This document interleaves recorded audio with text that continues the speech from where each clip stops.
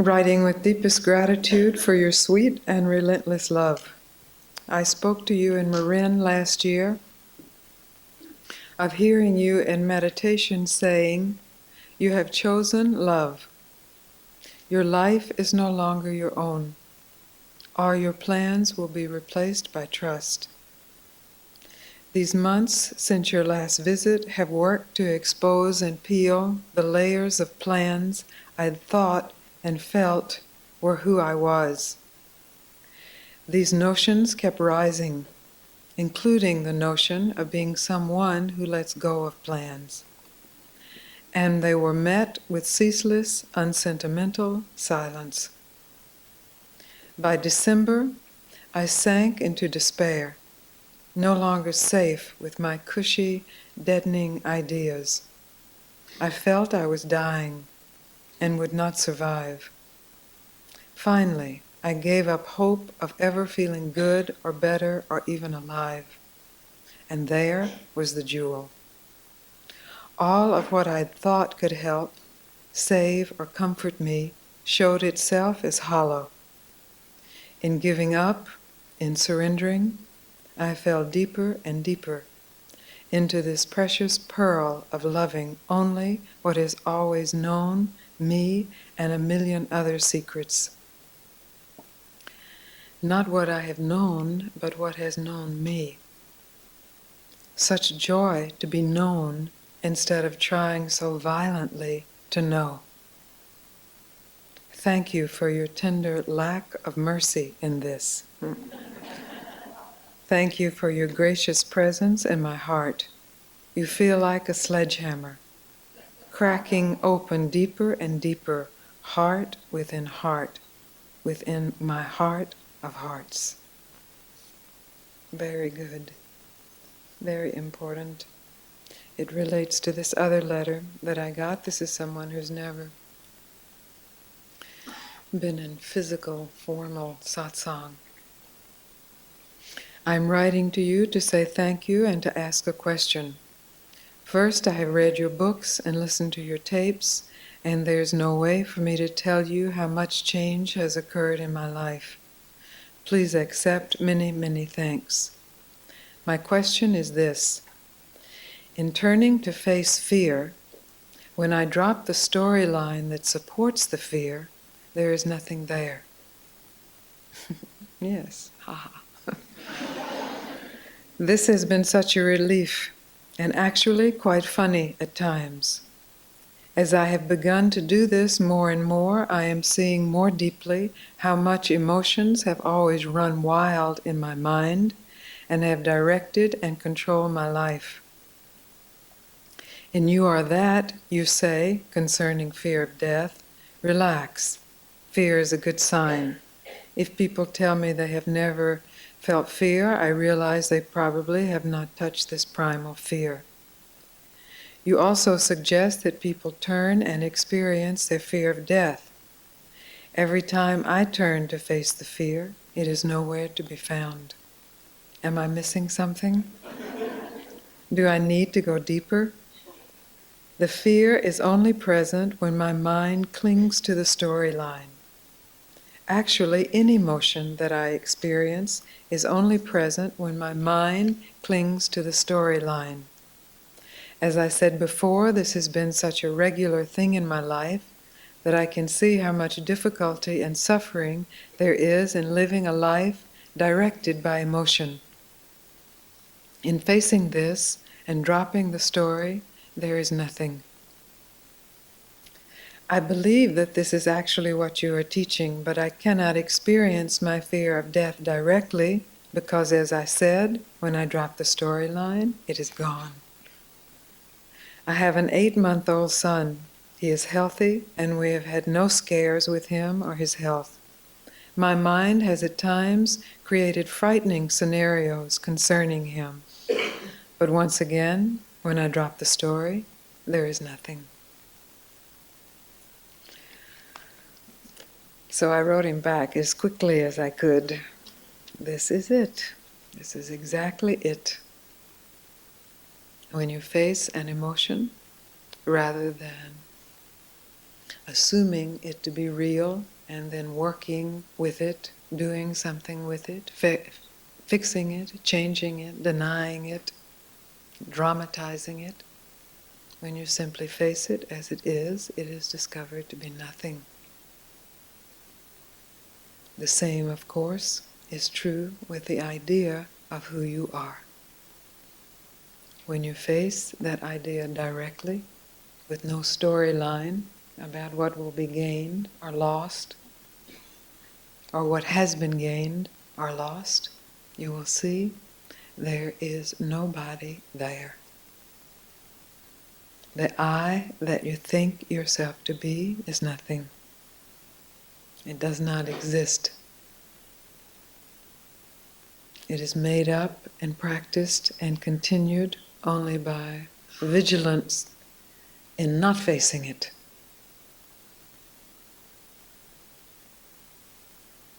So this divine question that comes to you from Ramana, who am I, is the invitation to face that I that you think yourself to be directly. As this man so beautifully writes, you will find in truth you cannot face it directly, because when you are willing to face it directly, it is revealed to be not there, not present, not existent. This is unbelievable because it is out of the realm of the mind's experience. It is realizable because it is totally within the realm of your experience. You are not your mind. You are what is revealed when who you think you are is revealed to be non-existent. So the burden of your story, the burden of your thoughts of who you are, the burdens of your emotions of who you are realized to be nothing. I'm not denying the experience that they have been something. Obviously, the experience is universal. No need to deny the experience, no need to indulge the experience. The need is simply meet the experience of I and see for yourself what is revealed.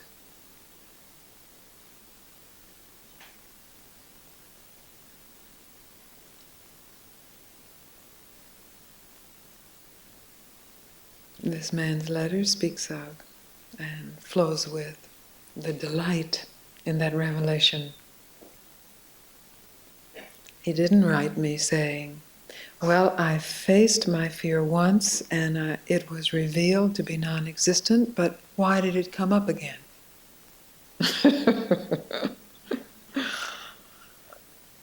That's a familiar question. People have brought that up here. I truly ask, who am I? And realize that I am not a thing. Then why did the experience of myself as a thing come up again? So the way I see it, from what we've been speaking of in these 6 or 7 satsangs, is that the mind takes hold of several questions. Why is where the mind can run the fastest in all directions. Right? It's not great esoteric knowledge, it's just your own experience. When you ask why, when you begin to search for the whys, well, you see how many millions of years it takes to accumulate all the theories, all the speculations, all the possibilities, all the counter possibilities, to collect the experiences, the consensus, the Eastern understanding why, the Western understanding why. the atheist understanding why, this rational, scientific understanding why, the Gnostic understanding why, the Christian understanding why, and then the splintering of all those. So you see, why is a question made for a mental activity. Nothing wrong with that.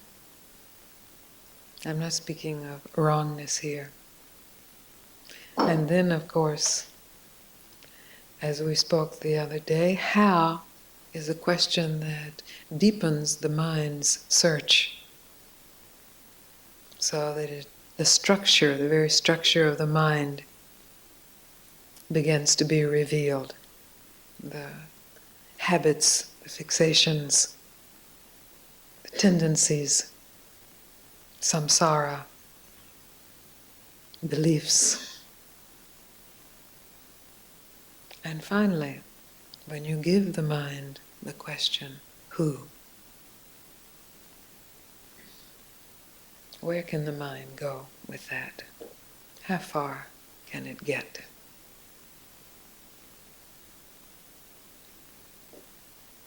So this is not just a who that is mental, as this letter shows. This is a who that is also emotional. It is a who that is physical. It is a who that is circumstantial. When it is met as it is revealed to be no thing at all. But not nothing, because the mind can then spin with that. Oh, nothing, that's nihilistic, that's horrible, that's terrible. Oh, nothing, that's nobody, dead, blank. Not nothing, but no thing. Not something, not nothing. No thing. And that is revealed in this direct meeting, in direct inquiry,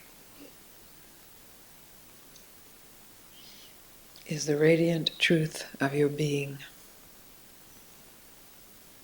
It is no thing at all, and that no thing is radiant, endless, immeasurable depth of being.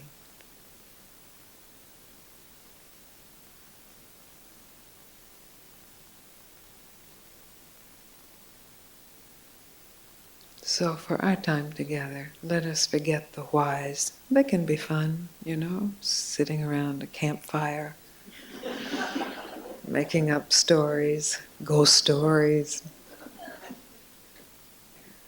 They can be instructional. But for our purposes, for our purpose, which is the purpose of discovering the truth of who one is, let us forget why one is and discover who.